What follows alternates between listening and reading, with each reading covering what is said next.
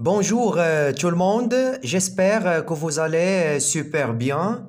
Dans cette séance, on va voir les indicateurs de temps et de lieu.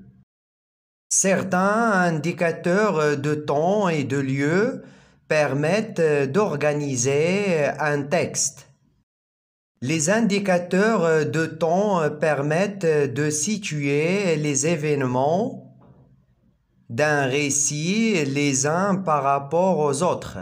Grâce à eux, on peut préciser un moment, exemple, un soir, un matin, etc. Signifier qu'une action est soudaine, exemple, tout à coup, soudain, etc. Marquer des étapes pour le début ou bien la première étape. On peut utiliser d'abord, au début, etc.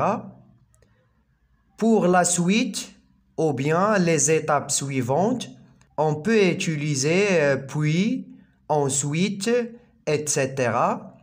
Et pour la fin ou bien la dernière étape, on peut utiliser enfin, pour finir, etc.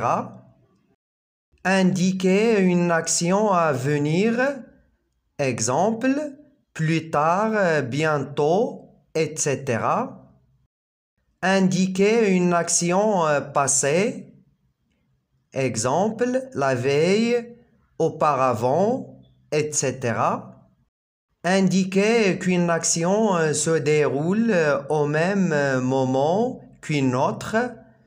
Exemple, pendant ce temps, au même moment, etc.